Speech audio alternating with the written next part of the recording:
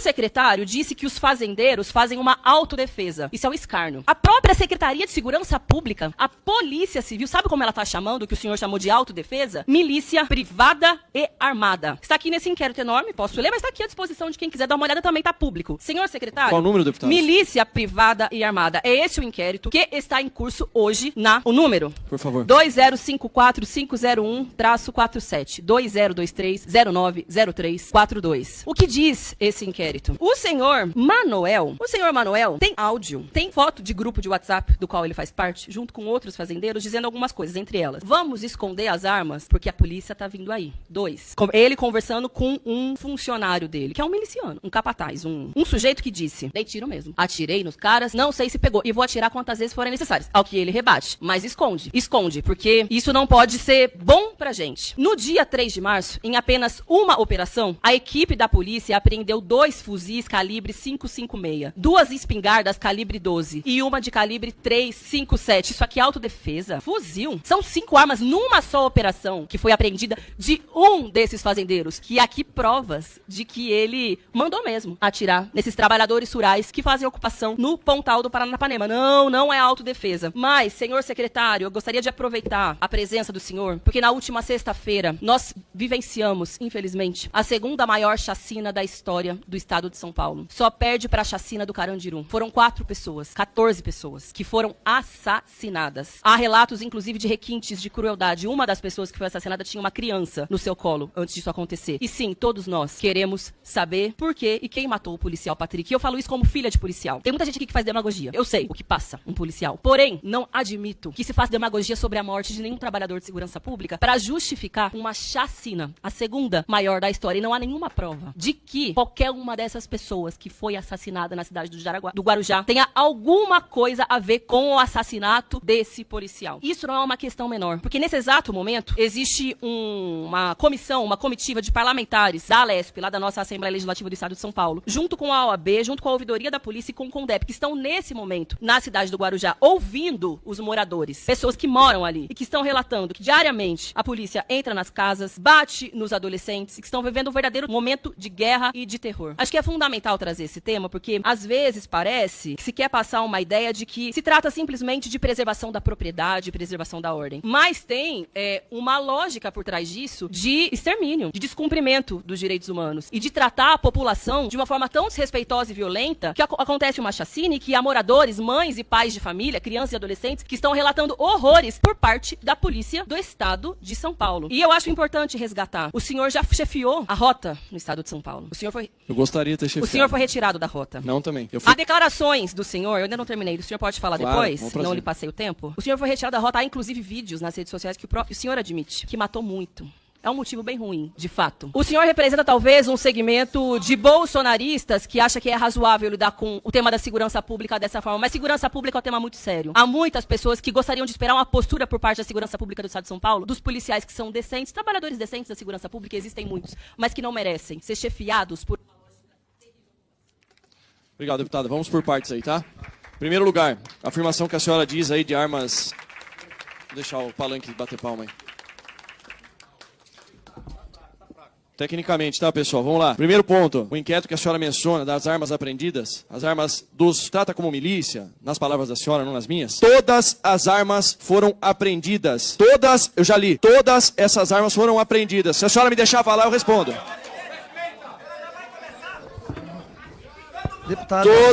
Deputada, só um minutinho. Vamos lá, pessoal. O inquérito que a deputada mencionou, para aqueles que querem ouvir, as armas foram apreendidas no inquérito. Essas armas que ela menciona, tem uma pequena diferença só das armas apreendidas com o indivíduo que foi preso por extorsão armada com essas. Essas que foram apreendidas, todas registradas e legalizadas. Todas, sem exceção. Primeiro ponto, garanto para a senhora. Segundo ponto, com relação ao Guarujá, eu sabia que isso viria à tona aqui, apesar de não ser objeto do convite que eu recebi. Deputada, eu tô um pouco decepcionado com a senhora. Achei que a senhora, como mulher, ia defender a policial que tomou tiros de fuzil pelas costas do crime organizado.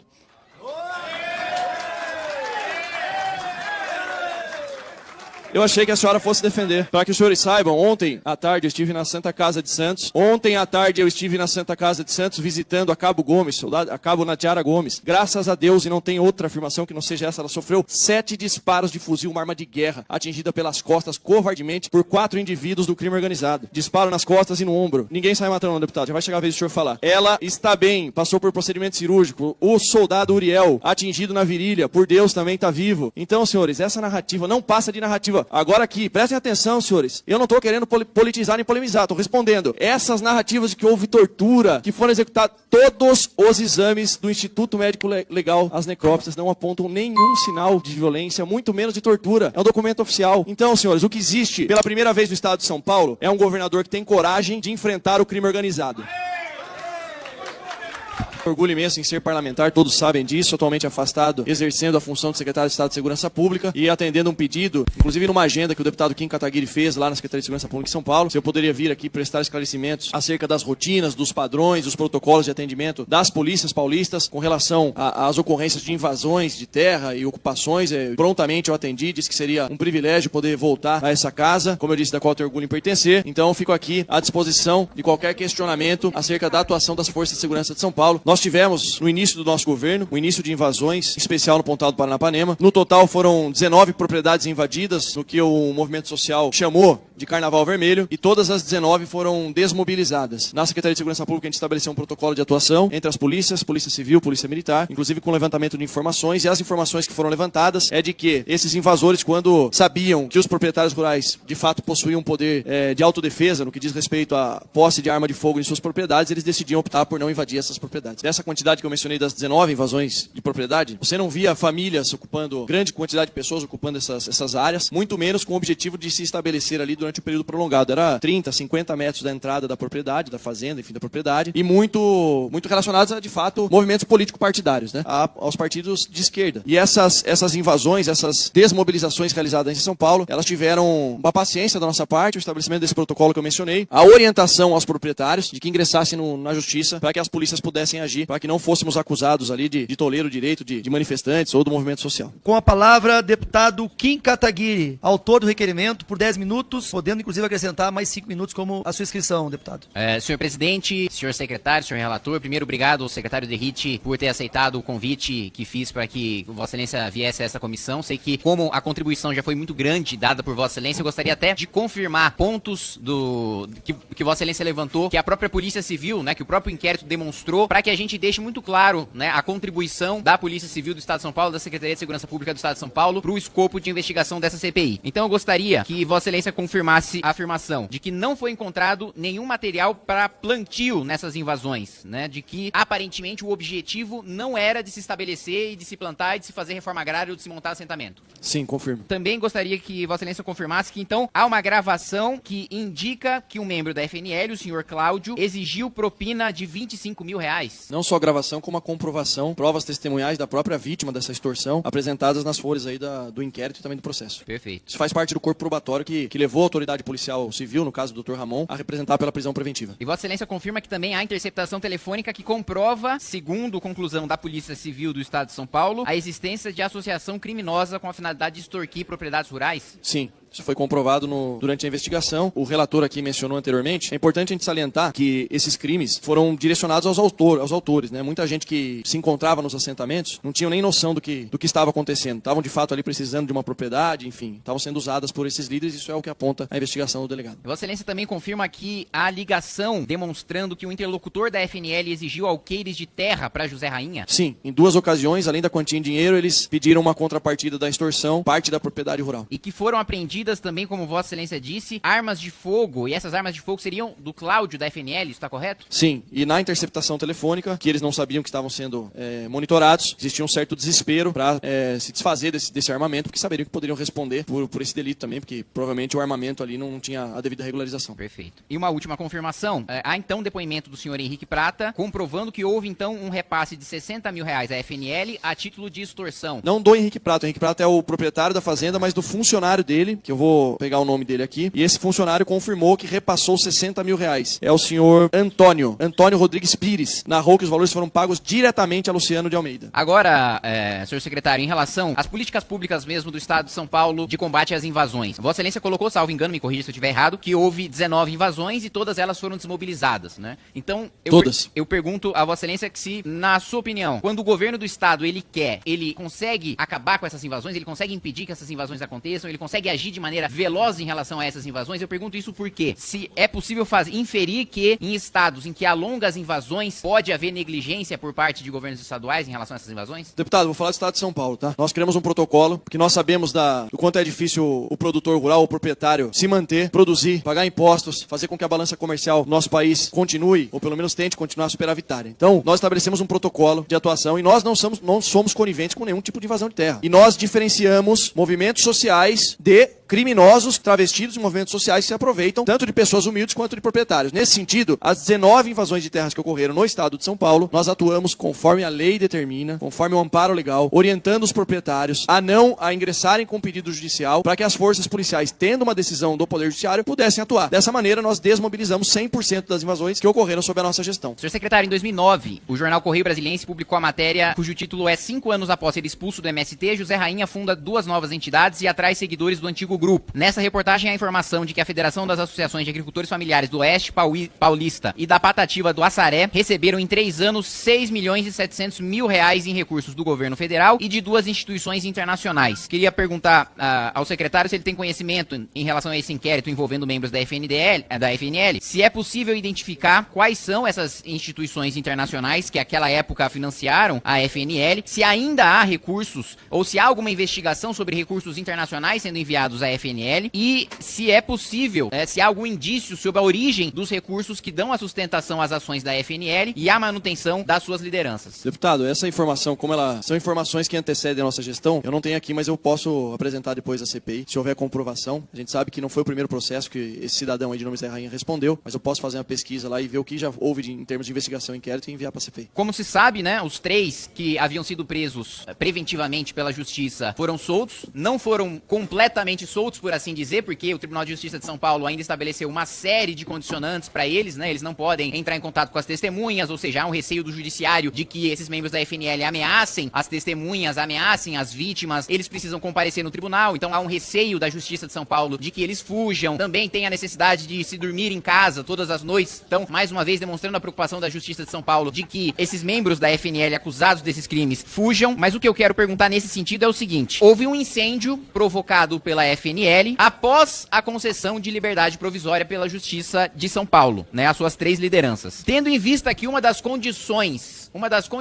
para a prisão preventiva é a manutenção, um dos requisitos para a prisão preventiva é a manutenção da ordem pública, Vossa Excelência entende ou tem conhecimento de alguma manifestação do Ministério Público ou da Polícia de que esses incêndios causados pela FNL após a concessão de liberdade provisória ensejaria o pedido de uma nova prisão preventiva, já que há uma ameaça à ordem pública? Além desse inquérito que culminou com a prisão dos 3 apontados como líderes, nós temos outros 11 inquéritos que foram instaurados, estão sendo tocados lá na região do DI Inter 8. Essa liberdade que foi concedida pela segunda instância do TJ, ela substituiu aí a privação de liberdade por medidas restritivas, né? A autoridade policial que está encarregada do inquérito com certeza está observando esses fatos e vai provavelmente relatar caso aconteçam novamente ou ele entenda que de fato existe um perigo à ordem pública nesse sentido. Nessa mesma decisão que eu acabei de citar, que concedeu a liberdade provisória às 3 lideranças do FNL, foi adotado pela defesa técnica da FNL a definição de movimento político. Ora, reunindo esse parâmetro de movimento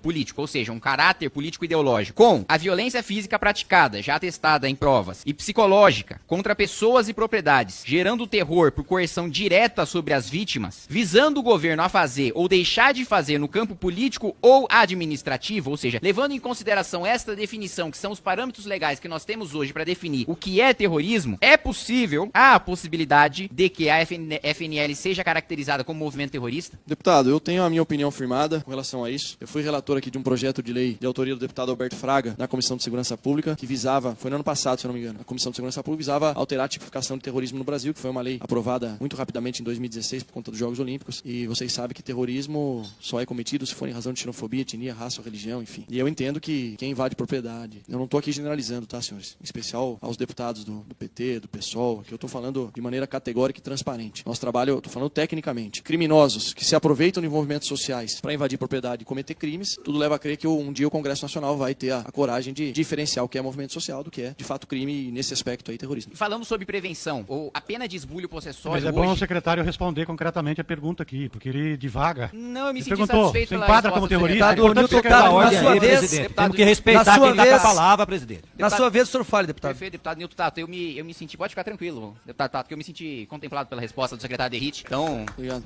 não há que se fazer nenhum complemento. Eu gostaria, perguntando sobre prevenção, porque um dos papéis dessa CPI, inclusive o nosso presidente Zucco tem dito, e de fato é uma realidade, um dos papéis da CPI é propor projetos para impedir que os crimes investigados voltem a acontecer. E aí eu pergunto pro secretário, hoje a pena de esbulho possessório faz até com que o crime seja julgado no GCRIM, por ser um crime de menor potencial ofensivo. Vossa Excelência entende que deve haver um endurecimento nas penas em relação a esbulho possessório e outros crimes que envolvam invasão, extorsão, crimes correlatos? Sim, sem dúvida alguma. Aproveitando, sei que não é objeto da pergunta de Vossa Excelência, mas não só de esbulho processório, como de modo geral. As penas dos crimes, o crime no Brasil, infelizmente, não encontra respaldo legal para evitar que o crime aconteça, acaba gerando a certeza da impunidade e uma bola de neve gigante. Uma coisa está aqui no Congresso, outra coisa está na ponta da linha lá, como nós realizamos a prisão de um indivíduo lá no 37º DP no Campo Limpo, depois de cometer um assalto a carro forte, ele tinha 30 passagens por roubo. 30! Condenado a 91 anos de prisão e havia recebido da Justiça a possibilidade de responder em liberdade. Então, não só no esbulho processório, mas em toda a legislação penal e lei de execuções penais do Brasil. Perfeito. Obrigado, secretário. Eu quero agradecer a sua presença e dizer que eu tenho certeza absoluta que nós vamos ver nas próximas horas atestada, e aqui palavras minhas com nenhum envolvimento com o secretário, atestada a hipocrisia do governo que ontem falou sobre se ater ao objeto da investigação, que ontem falou sobre questionamentos que envolvam o escopo da CPI, mas que hoje, senhor secretário, eu não tenho a menor dúvida de que vai haver questionamento que não esteja envolvido com o escopo desta CPI para Vossa Excelência. Eu não tenho dúvida nenhuma de que a base do governo vai fazer questionamentos a Vossa Excelência de que não tem relação em relação a essa CPI, mas eu digo mais, acredito eu, e aí, evidentemente que é uma escolha de Vossa Excelência, que diferente do ministro G. Dias, mesmo não tendo conexão com o escopo da CPI, se Vossa Excelência for questionado sobre alguma matéria estranha a esta comissão, Vossa Excelência vai responder e vai responder com maestria. Obrigado, presidente. Obrigado, secretário.